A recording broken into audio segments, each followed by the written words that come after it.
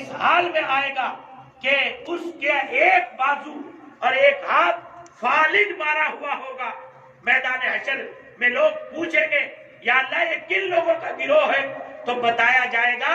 کہ یہ وہ بدنصیب لوگ ہیں جو صنف نازک عورتوں کے ساتھ ظلم، زیادتی، بد اخلاقی کا معاملہ کیا کرتے تھے. یہ اللہ کے نبی صلی اللہ علیہ وسلم نے آپ کو بیوی ہونے کی حیثیت سے مقام دیا، اور جب مسئلہ آیا آپ کے اولاد کی ماں بننے کا، اللہ اکبر، زمین کی پستی سے اٹھایا اور آسمانوں کی بلندیوں پہ اللہ کے نبی نے آپ کو پہنچایا. اور خدا کے نبی نے اعلان کیا الجنہ تحت اقدام امہاتکم، اے لوگو جنت تمہاری ماں کے قدموں کے نیچے ہے.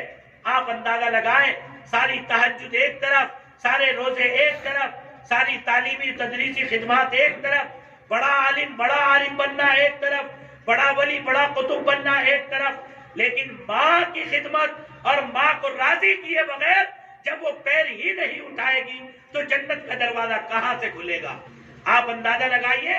رہتی ہے آپ زمین کی سطح پر، لیکن رتبے اور آپ کے قدموں سے اور ان کی آہٹوں سے اور ان کی رضا سے جنت کے دروازے کھلتے ہیں.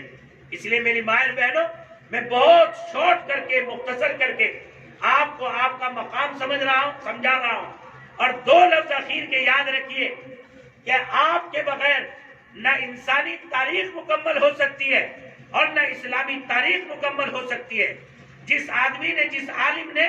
حضرات صحابہ کے دور کی، نبی کے دور کی تاریخ لکھی، وہ جہاں حضرت عمر رضی اللہ عنہ اور حضرت عمر بن الخطاب اور حضرت خالد بن ولید کی کمال بہادری، کمال تقوی اور کمال شہادت کا تذکرہ کرتا ہے، وہی حضرت سمیہ کا تذکرہ کرتا ہے کہ جس عورت کو اسلام کی عظمت کے نام پر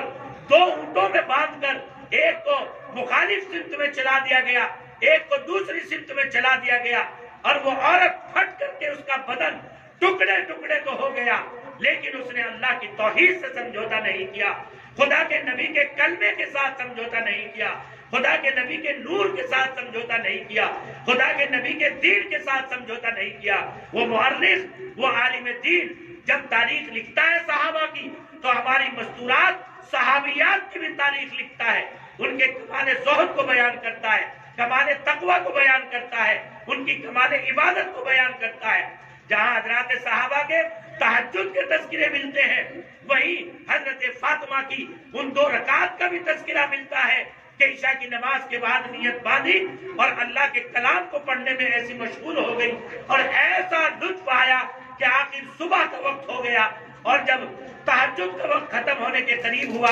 کسی نے متنبہ کیا تو آپ نے سلام پھیرا، اور سلام پھیرنے کے بعد ہاتھ اٹھا کر اللہ سے یوں شکایت کرنے لگی، اے اللہ تیری رات کتنی چھوٹی ہے کہ میں 2 رکعت نماز کی نیت باندھی اور میں 2 رکعت بھی پورے کمال کے ساتھ نہیں پڑھ سکی اور آپ کی رات مکمل ہو گئی. میری مائر بہنوں، ذرا سمجھو اپنے مقام کو، کس گرد میں، کس غفلت میں، کس معصیت میں، کس گناہ میں اور کس لاؤ والی پن کی زندگی میں اور کس ساس بہو کے جھگڑوں میں اور نند اور بہووں کے بھابھیوں کے جھگڑے میں اور ذرا ذرا سی بددھنی اور بدگمانیوں کے نتیجے میں ہم نے اپنے گھر کو اللہ اکبر نحوستوں کا پلندہ بنا رکھا ہے، بے برکتیوں کا خزانہ بنا رکھا ہے، اور طرح طرح کے لڑائی جھگڑوں سے ساری آنے والی جو نعمتیں اور برکتیں ہمارے شوہروں کی طرف سے آمدنیوں کی شکل میں ہوتی ہیں، وہ ساری بیماریوں اور ساری ناجائز مقدمات لا والی پن کی غفلتوں کے نظر ہو کر وہ ساری آمدنیاں ختم ہو جاتی ہیں، اور پھر ہم اپنے گھروں میں بے برکتیوں کا شکار ہوتی ہیں. اس لیے یہ بات یاد رکھو میری کہ اللہ تبارک و تعالیٰ نے تمہیں عالم انسانیت میں بھی مقام دیا، علم کے درجات میں بھی مقام دیا، عالمی برادری میں بھی مقام دیا، زمین کی پستی میں رہتے ہوئے آسمانوں کی بلندیوں پہ پہنچایا، بہن ہونے کی حیثیت سے بھی آپ کے مقام کو واضح کیا، ماں ہونے کی حیثیت سے بھی مقام کو واضح کیا، بیٹی ہونے کی حیثیت سے بھی مقام کو واضح کیا. آج جتنا پروپیگنڈا باطل کی طرف سے ہماری بچیوں کو بے پردہ کرنے کے لیے، ہماری بچیوں کو بے حیا بنانے کے لیے، ہماری بچیوں کو بازاروں کا ماڈل بنانے کے لیے جتنی تحریکیں چل رہی ہیں، خدا پاک کی قسم ان فتنوں سے بچیے میں تمہیں مبارکباد دیتا ہوں کہ آپ اس مبارک گھر میں ایک فکر لے کر کے جمع ہوئی ہیں. ہماری کیا ذمہ داریاں ہیں، ملک کے حالات کیا ہیں، ہمیں کیا کرنا چاہیے. جن خواتین میں یہ فکر ہوتی ہے اللہ ان کی گودوں میں ایسی نسلیں پیدا کر دیتا ہے کہ جن کے سینے اللہ کے قرآن سے مالا مال ہو جاتے ہیں، خدا کے علم سے مالا مال ہو جاتے ہیں. مجھے بڑی خوشی ہے کہ الحمدللہ مخزن العلوم اس کی جب ابتدا ہوئی تو اس وقت میں ہمارا قیام یہی تھا، لیکن آج جب میں اس کے نتیجے معلوم کرتا ہوں اور قاری صاحب سے لمحے لمحے وقفے میں ملاقات ہوتی رہتی ہے، اور جب ان بچوں کی کارکردگی کو ہر مسلوں کی زینت یہ بنے ہوئے ہیں، دین کی بات کو پہنچانے کی زینت بنے ہوئے ہیں، اور اللہ تبارک و تعالیٰ نے ان کے بچوں کے سینوں کو قرآن کی دولت سے مالا مال کر دیا ہے. ابھی مجھے قاری صاحب نے بتایا کہ 4 بچے الحمدللہ حافظ قرآن ہوئے ہیں جن کی دستار بندی کل ہونی ہے. میں سمجھتا ہوں یہ باہر کے، ودیش کے، بہار کے بچے نہیں ہیں، بلکہ یہ آپ ہی کی گودوں میں پلی ہوئی وہ اولادیں ہیں کہ آپ کی فکروں کے نتیجے میں اللہ نے ان کے سینوں کو قرآن کی دولت سے مالا مال کر دیا. اور میں سمجھتا ہوں کہ یہ ادارہ یقیناً ایک منارہ علم ہے، منارہ عمل ہے، اور جس کا فیض مسجد مسجد، علاقے علاقے پہنچ رہا ہے. مجھے اس ادارے میں آ کر، حالانکہ 20 مدرسے میری سرپرستی میں ہے، لیکن میں اس ادارے سے اس لیے محبت کرتا ہوں کہ اس کی بنیاد میں کہیں نہ کہیں میری کچھ قربانیوں اور محنتوں کا دخل ہے. اور جو آدمی پودا لگاتا ہے اور وہ پودا جوان ہو جائے اور پھل دینے لگے تو اسے دیکھ کر بڑی خوشی ہوتی ہے. اور میں قاری صاحب کی محنتوں کا تذکرہ ان کی نگاہوں کے اور ان کے سامنے نہیں بلکہ ان کی غیر موجودگی میں بھی اپنے جلسوں میں، وعدوں میں کرتا ہوں کہ آدمی کام مختصر کرے لیکن ایسا پختہ کرے کہ علاقے میں، محلے میں اس کی فضائیں اور اس کی ہوائیں عام ہو جائیں. اس لیے میری مائر بہنوں، اس سلسلے کو باقی رکھو، اپنی اولادوں کو جہاں چاہے پڑھاؤ، لیکن علم کی دولت سے ضرور مالا مال کرو، قرآن کی دولت سے ضرور مالا مال کرو. ان نسلوں کو ایسا بناؤ کہ تمہارے اس دنیا سے جانے کے بعد جب ان کے ہاتھ اٹھے تو انہیں ماں یاد آئے، انہیں چچی یاد آئے، انہیں اپنی تائی اماں یاد آئے، انہیں اپنی خالہ یاد آئے، اور مرنے کے بعد بھی یہ تمہارے لیے دعائیں کریں، ایصال ثواب کریں، صدقہ جاریہ ان کے ساتھ تمہارے لیے بنے، تاکہ یہ اولادیں کل کو تمہارے لیے قابل حسرت نہ بنے بلکہ قابل رشک بنے اور آپ ان پر فخر کریں. اور یہ اسی وقت ہو سکتا ہے جب آپ اچھی تعلیم و تربیت کی فکر کریں.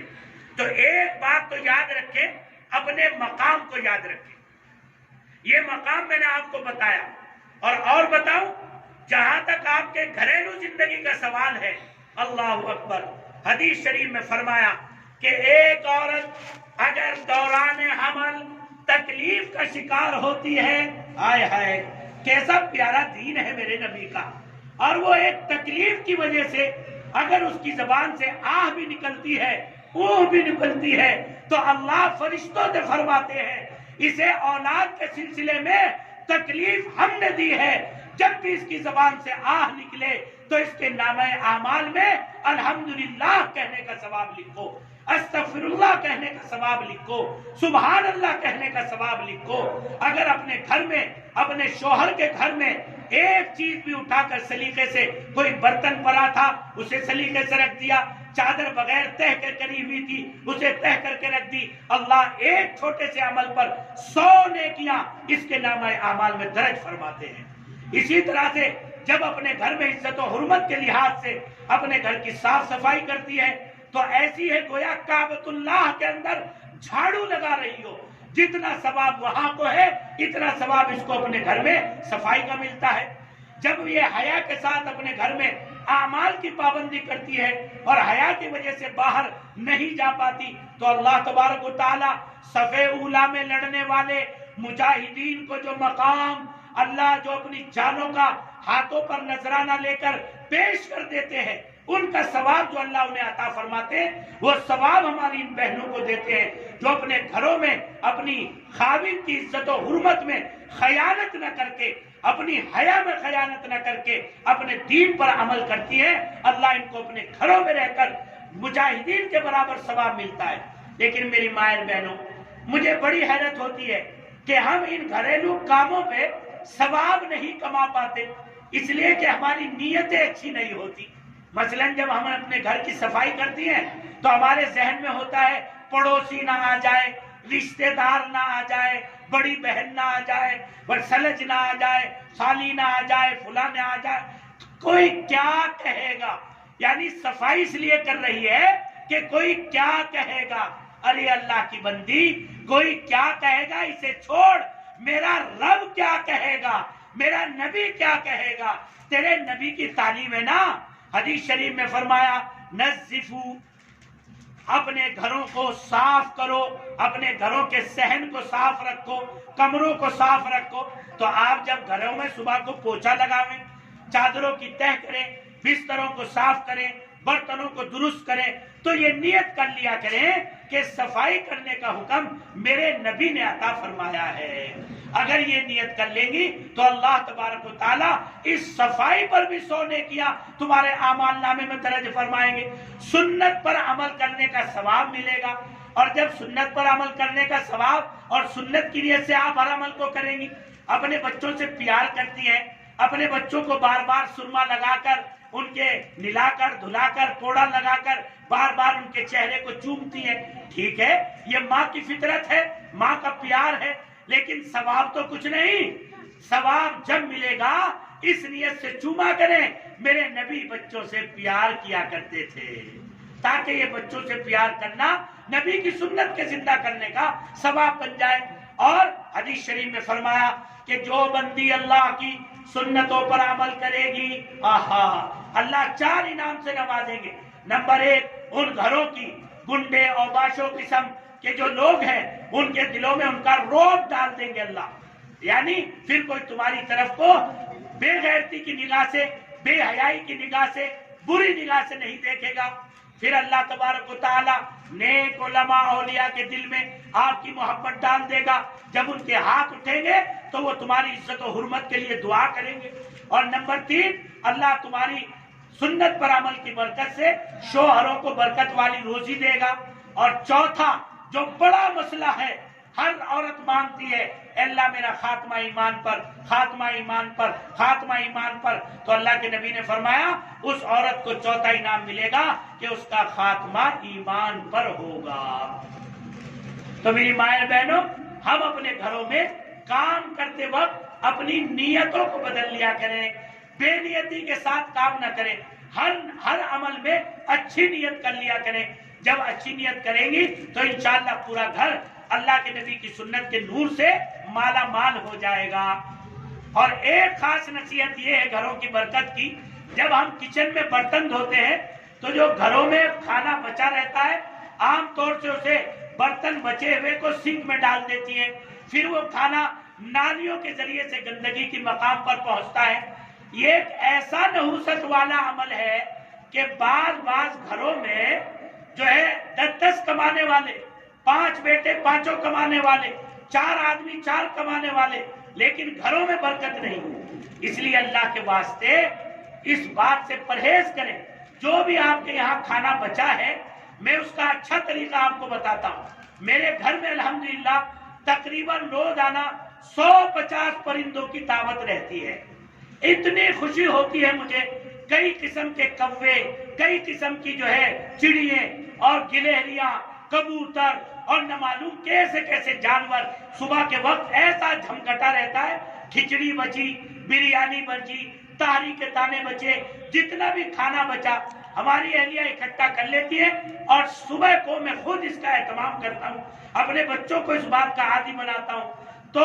الحمدللہ روزانہ 150 جانور ہماری تیسری منزل پہ چھت پہ آ جاتے ہیں، اور ان کی مہمان نوازی ایسی ہوتی ہے۔ بعض جانوروں کی تو ادائیں سے کھانے کی ہیں، میرے موبائل میں ویڈیوز ہے گلہری کے کھانے کی، کیا عجیب اللہ کا نظام ہے، ایک ایک دانے کو کیسے صاف کر کے اس کی میں نے ویڈیو بنا لی، اس کے کھاتے ہوئے دل بڑا خوش ہوا کہ الحمدللہ اللہ نے جو نعمت دی، سینکڑوں پرندے روزانہ اپنا پیٹ بھر کے چلے جاتے ہیں، اور میں ایسی برکت اس کی محسوس کر رہا ہوں، اللہ اکبر، کہ میری زندگی میں اتنا عیش اور اتنا سکون ہے کہ میں اس کو بیان نہیں کر سکتا۔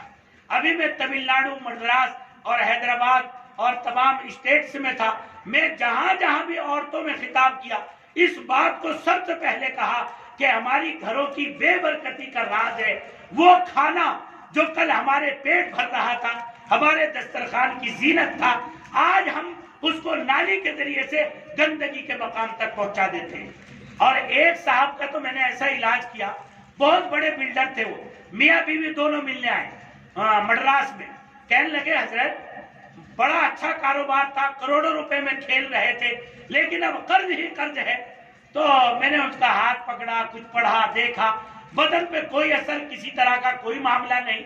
میں نے ذہن میں اللہ نے قدرتی طور سے ڈالا کہیں ایسا نہ ہو کہ انہوں نے دولت کے نشے میں اللہ کی نعمتوں کی ناقدری کی ہو۔ تو میں نے اس عورت سے یوں کہا، میں نے کہا ایسا کرنا بہن، آپ جو ہے 2 دن 3 دن اپنے برتن جو آپ کچن میں دھوتی ہیں ان برتنوں پہ دھونے سے پہلے دم کرا لینا۔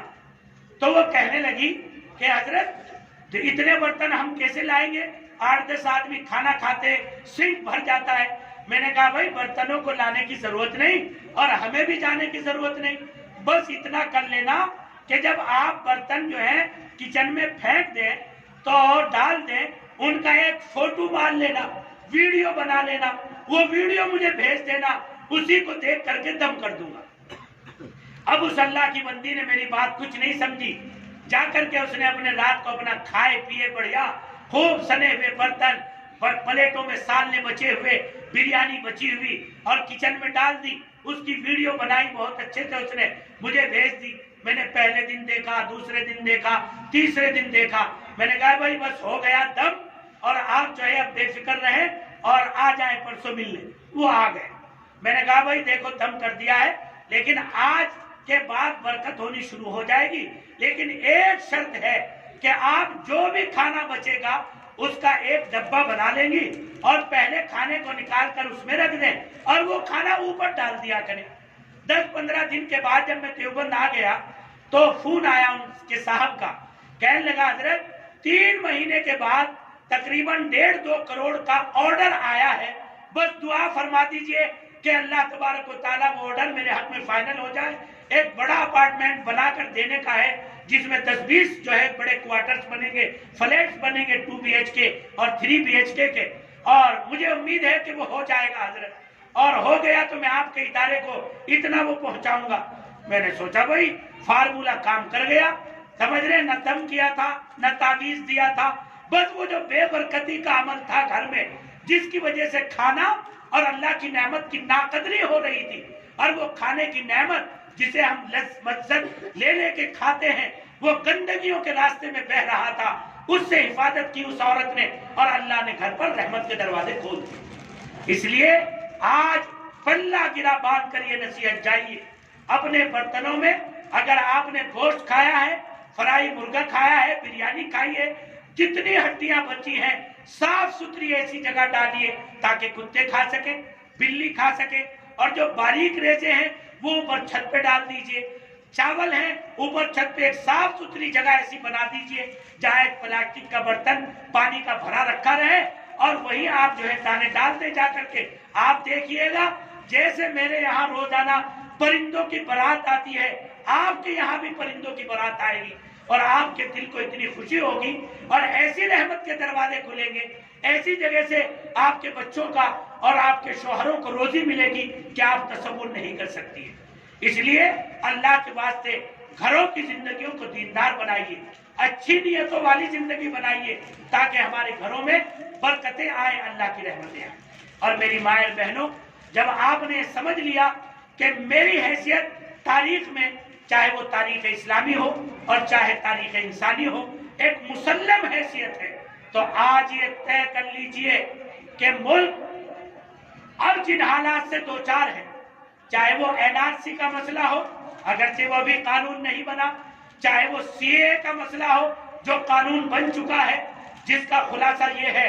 کہ اگر نیپال، وہ افغانستان، پاکستان، بنگلہ دیش، ان 3 ملکوں سے کوئی بھی ہندو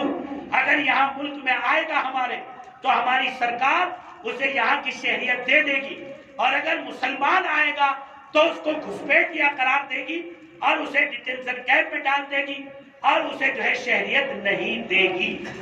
آج اس ظالمانہ قانون چونکہ اس میں مسلمان کو شامل نہیں کیا گیا، حالانکہ میں سمجھتا ہوں کہ مسلمان پاکستان سے بنگلہ دیش سے نہیں آئے گا، کیوں آئے گا؟ وہ ہمارے ملک ہے، لیکن پھر بھی ہماری حکومت کو قانون کے خلاف قانون نہیں بنانا چاہیے تھا، اور یہ ملک میں قانون کے خلاف ہے کہ کوئی بھی قانون مذہب کے آدھار پر نہیں بنایا جا سکتا۔ اس لیے ہماری شاہین باغ میں عورتیں اور اللہ اکبر 45 دنوں سے زیادہ ایسی قربانیاں دے رہی ہیں کہ ایک ایک مہینے کے بچے کو، بلکہ آپ کو حیرت ہوگی، مجھے اوکھلا سے ایک فون آیا، حضرت ایک عورت کے یہاں ایک بچہ الحمدللہ اسی میدان میں پردے کا اہتمام کرا دیا اور یہی پیدا ہوا ہے، اس کے جو ہے احتجاج میں شامل ہوتے ہوئے ہی کیا نام رکھا جائے؟ میں نے کہا بھائی اس بچے کا نام تو سلطان صلاح الدین ایوبی رکھ دو۔ کیوں جی قاری صاحب، اس سے بڑھیا نام اور کیا ہوگا؟ بہرحال جس کی ماں نے اتنی بڑی قربانی دی ہو کہ پیدائش کے وقت میں بھی وہ احتجاج میں ہو، تو اس کے بچے کا نام کیا رکھا جائے گا؟ سلطان صلاح الدین ایوبی۔ اور یہ عورت وہ ہے کہ جس کا تاریخ میں نام درج ہوگا کہ اس کے یہاں ولادت بھی ملک بچانے کے لیے اور قانون بچانے کے لیے جو احتجاج ہو رہا تھا وہی بچہ پیدا ہوا۔ اور نہ معلوم کتنی عورتیں ہیں جو ایک ایک مہینے کے بچے کو لے کر، کیا عمر ہوتی ہے ایک ایک مہینے کی، اور ان کے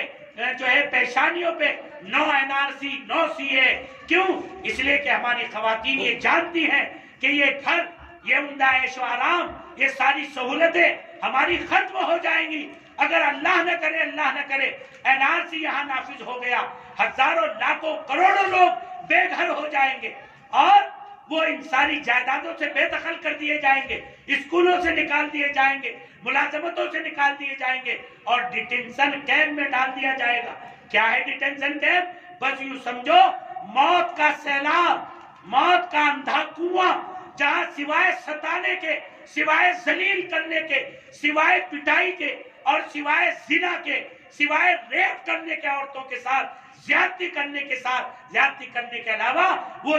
ہندوستان کی جیلوں سے بھی بدتر ہے۔ اس لیے ہماری مائیں بہنیں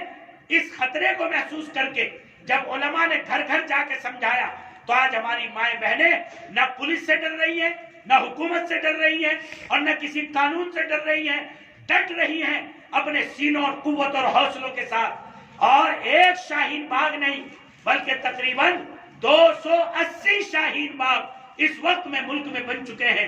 اگرچہ دیر میں ہی بنا لیکن الحمدللہ بڑی سوجھ بوجھ کے ساتھ ہمارے دیوبند میں اس وقت جو شاہین باغ چل رہا ہے پورے عالم میں اس کی دھوم مچی ہوئی ہے۔ پولیس کئی دفعہ آ چکی ختم کرانے کے لیے، لیکن عورتیں شیرنیوں کی طرح ڈٹ جاتی ہیں اور مقابلہ کرتی ہیں۔ ہماری لاشیں تو جا سکتی ہیں لیکن ہم جب تک یہاں سے نہیں ہٹیں گے، جب تک یہ ظالمانہ قانون جو ہمیں ہمارے گھروں سے نکال کر، عیش و آرام سے نکال کر، اولادوں سے نکال کر، اس سکون سے نکال کر اس بدترین جیل میں پہنچا دے، جب تک یہ کالا قانون واپس نہیں ہوگا۔ اور میری مائیں بہنوں، آپ کا یہ کردار،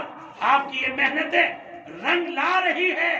یورپ کے تقریباً 700 کچھ اراکین پارلیمنٹ اور سانسدوں میں سے 561 یا 51 سانسدوں نے یہ طے کر دیا ہے کہ CA کا قانون ظالمانہ ہے۔ ہم نریندر مودی کی مخالفت کرتے ہیں اور پورے یورپ کی 18 کنٹریاں، 18 ملک اس مودی بادشاہ کے خلاف ہو چکے ہیں۔ اسلامی ممالک کے بادشاہ آپ کی حمایت کے لیے ایک ساتھ کھڑے ہو گئے ہیں۔ کچھ دنوں کے بعد آپ کے پڑوسی ملک میں OIC یعنی تمام عرب ملکوں کا ایک کامیاب اجلاس ہوگا جو یہاں کے ظالمانہ قانون کو ختم کرنے کے لیے پریشر ڈالیں گے۔ دنیا آپ کے ساتھ کھڑی ہے اور میں آپ کی تاریخ کو، آپ کو حوصلہ دینے کے لیے آیا ہوں۔ صرف میرا مقصد یہ ہے کہ آپ حوصلے سے رہیں، اللہ سے تعلق قائم کریں، تنہائیوں میں رویں، اللہ کے سامنے صلاۃ التوبہ پڑھیں۔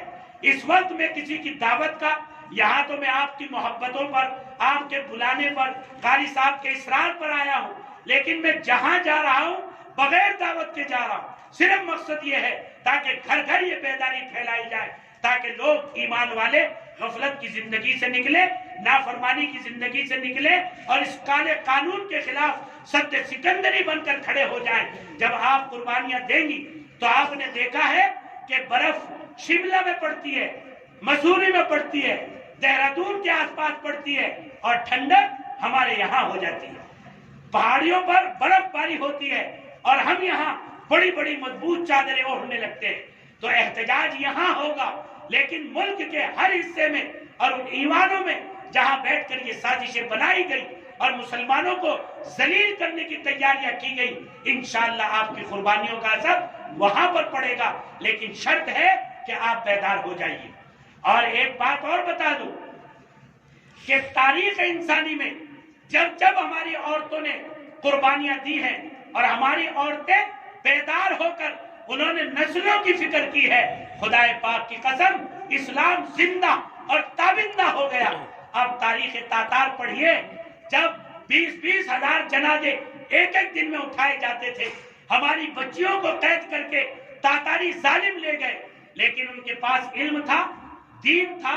اخلاق اور محبت تھی، اللہ کے نبی کی سنتوں کا نور تھا۔ وہ بچیاں تاتار ظالموں کے گھروں میں پہنچی، انہیں دین کا تعارف کرایا، اسلام سے متعارف کرایا، تو پھر انہی تاتاریوں کو اللہ نے ان عورتوں کی برکت سے، ان لڑکیوں کی برکت سے ایمان کی توفیق دی۔ اور علامہ اقبال کو یوں کہنا پڑا، ہے یورشے ہے آیا یورشے تاتار کے افسانے سے، کعبے کو محافظ مل گئے صنم خانے سے۔ اس لیے آپ گھبرائیے نہیں، تاریخ انسانی اور تاریخ اسلامی آپ کے بغیر مکمل نہیں ہوتی۔ قوت ارادی پیدا کیجئے۔ حضرت سمیہ معصوم بچی ہیں اور اللہ کے نبی کا کھانا لے کر کے جاتی ہیں، ابو جہل نے تماچا مار کے یوں کہا اور آپ کا سر جا کے ایک پتھر پہ لگا، بتا محمد کہاں ہے؟ تو اس معصوم بچی کا جواب تھا، میری جان کے ٹکڑے ٹکڑے تو ہو سکتے ہیں، لیکن اسلام اور میرے نبی کے دشمن، میں تجھے اپنے نبی کا پتہ نہیں بتا سکتی۔ یہ قوت اور طاقت ہماری ماں بہنوں میں اور بچیوں میں، نوجوان نسلوں میں، اولادوں میں، بڑوں میں جب منتقل ہوتی ہے تو خدا کی قسم ایک مودی نہیں، 1000 بھی آ جائیں، باطل جمع ہو جائے، جب بھی اس اسلامی معاشرے کا مقابلہ نہیں ہو سکتا۔ اس لیے آپ اللہ کے واسطے بے فکر ہو کر حوصلہ مندی کے ساتھ اپنے آپ کو تیار رکھیے، اپنے گھروں کا ماحول دینی اور علمی بنائیے، پردے کا اہتمام کیجیے اور بدعات سے اپنے آپ کو بچائیے۔ چھوٹی چھوٹی سنتوں کی کتابیں آتی ہیں، اپنے بچوں کو سنتوں کے لیے آمادہ کیجیے، اپنے آپ بھی سنتوں پر عمل کیجیے۔ اللہ کے نبی رسول اللہ کی پیاری سنت ایک کتاب ہے، اپنے گھر میں رکھ لیجیے، جس وقت کی جو سنت ہے اس کے مطابق اپنے بچوں کو مزاج اور عادت بنائیے، تاکہ ابھی سے ان بچوں کے دلوں میں رسول اللہ کی عظمت زندہ ہو اور انہیں دین کا نور اور شعور آئے۔ جب دین کا علم ہی نہیں ہوگا تو گھروں میں بے حیائی آئے گی، بے پردگی آئے گی، اسلام اور ایمان کے اعمال سے نفرت اور تکبر پیدا ہوگا اور ہماری بچیاں اور بچے اسلام پر اعتراض کرنے والے بن جائیں گے۔ اس لیے کسی وقت حاضر ہوں گا تو بتاؤں گا کہ ہمارے معاشرے میں بگاڑ کی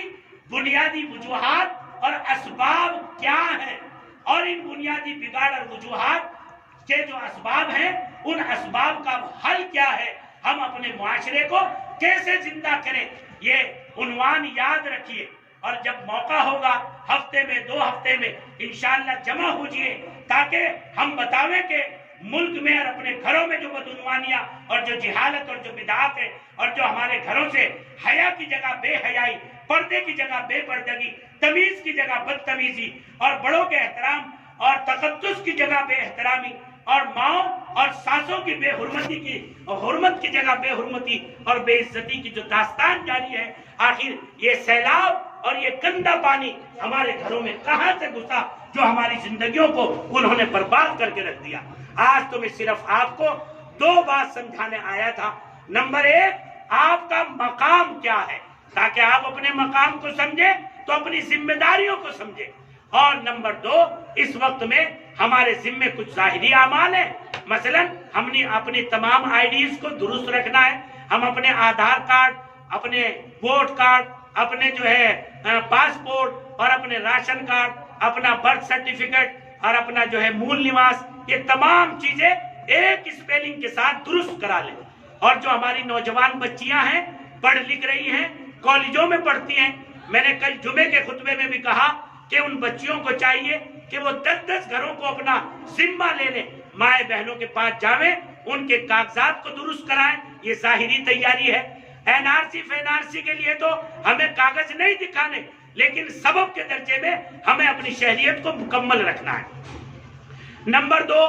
ہم جو ہے اعمال کے پابند بنے، اس لیے کہ حالات کا تعلق بدعملیوں سے ہے اور اس کا سدھار اعمال اور رجوع اللہ سے ہے. توبہ کا اہتمام کریں. 2 رکعت صلاۃ التوبہ کسی نماز کے بعد ضرور پڑھا کریں. 2 رکعت صلاۃ الحاجت، اے اللہ پورا ملک اس وقت زد میں ہے باطل کی، یا اللہ ہمارے ملک کی حفاظت فرما دے. جہاں جہاں ہماری بچیاں مائیں بہنیں احتجاج کر رہی، ان کی عزت و ناموس کی حفاظت فرما دے. 2 رکعت صلاۃ الحاجت اپنے گھروں میں ضرور پڑھا کریں. آخر وہ بھی مائیں ہیں، وہ بھی بہنیں اور لڑکیاں ہیں جو کھلی سردی میں شاہین باغ میں، کانپور میں، لکھنؤ میں، دیوبند میں، غازی آباد میں، راجستھان میں اور جو ہے گجرات میں اور کانپور کے مختلف علاقوں میں جو ہے بیٹھی ہوئی ہیں. اے اللہ میں نہیں جا سکتی، لیکن میں تجھ سے مانگ سکتی ہوں کہ ان کے لیے خیر کے فیصلے فرما دے. 2 رکعت صلاۃ الحاجت پڑھ لیا کریں. اور بھائی اپنے گھر میں جب بچے آ جائیں، شوہر آ جائیں، شام کو بیٹھ کر روزانہ لا حول ولا قوت الا باللہ العلی العظیم اس کو پڑھا کریں 500 مرتبہ. اور آیت کریمہ جن کو یاد ہے، لا الہ الا انت سبحانک انی کنت من الظالمین فاستجبنا لہ. ایک بزرگ نے مدینے سے فرمایا، مولانا سالم صاحب آیت کریمہ ادھوری پڑھی جا رہی ہے. میں نے کہا حضرت مکمل کیسے پڑھے؟ تو حضرت نے فرمایا فاستجبنا لہ فنجیناہ من الغم وکذالک ننجی المؤمنین. یہاں تک مکمل ہے. یہاں تک اللہ کا وعدہ ہے کہ ہم نے ان کی بات کو سن لیا اور ہم غم والوں کو ایسے ہی نجات عطا فرماتے ہیں. ہر عورت یہ طے کر لے کہ اپنے 5-7 بچوں کے درمیان، اپنے شوہر بہن بھائیوں کے درمیان مجھے 1.25 لاکھ مرتبہ انشاءاللہ، چاہے 1000 مرتبہ روزانہ پڑھی جائے، چاہے 500 مرتبہ روزانہ پڑھی جائے. میں سمجھتا ہوں 5 آدمی بیٹھ جائیں گے تو 5-7 منٹ میں 1000 مرتبہ پڑھ سکتے ہیں. تو گویا کہ جو ہے کتنی جلدی ہم اس عمل کو مکمل کر لیں گے. اپنے گھر کے روزانہ لکھ لیا کریں کہ آج اتنا ہو گیا. 1.25 لاکھ مرتبہ، 1,25,000 مرتبہ. اور یہ بھی علماء نے نکالا ہے قرآن سے، 100,000 او یزیدون. اس سے نکالا ہے یادر کہ 1,000 مرتبہ سے زائد کچھ، زائد او یزیدون. اور کم سے کم اقل جمع جو ہے وہ 25 ہے 100 کا. تو اس سے نکالا کہ 1,25,000 مرتبہ جو ہے پڑھا جائے، 1.25 لاکھ مرتبہ. اس مبارک عمل کو کر لیجئے اور جو ہے زیادہ تر اپنی زبانوں پر چلتے پھرتے یا رحمان یا رحیم پڑھا کریں. یہ حضرات صحابیات کی سیرت تھی. ایک عورت برابر میں ملنے گئی، وہ کھانا بنا رہی تھی، بناتے بناتے کچھ نہیں بولی، انتظار کرتی رہی وہ پڑوسن، اور کہنے لگی جب اپنے اس میں رومال میں روٹی لپیٹی، یہ صحابیہ کا واقعہ سنا رہا ہوں، چنانچہ کہنے لگی لو بہن ہمارے تو 3 پارے مکمل ہو گئے اور اللہ نے روٹی بھی بنوا دی. کہاں سے لاؤ گے یہ ماحول؟ کم سے کم پارا نہیں پڑھ سکتی تو اللہ کا مبارک نام لے لیا کرے. روٹی اور کھانا بناتے وقت یہ نیت کر لیا کرے کہ اللہ میرے اس بنائے ہوئے کھانے سے میری اولاد کو، میرے شوہر کو، میرے بھائی کو، بچوں کو جو ہے اعمال کی توفیق ہو جائے، اس لیے اللہ تیرا نام لے رہی ہوں. تو میری مائر بہنوں، ان نیتوں کے ساتھ زندگی گزارو اور ڈر اور خوف قلب سے نکالو. اللہ کی مدد ہمارے ساتھ ہے. الحمدللہ یہ مسئلہ مسلمانوں کا اور حکومت کا نہیں ہے، یہ مسئلہ تو ملک کے قانون کو اور ملک کو بچانے کا مسئلہ ہے. اس میں ہمارے ساتھ دلت کھڑے ہیں، لنگایت کھڑے ہیں،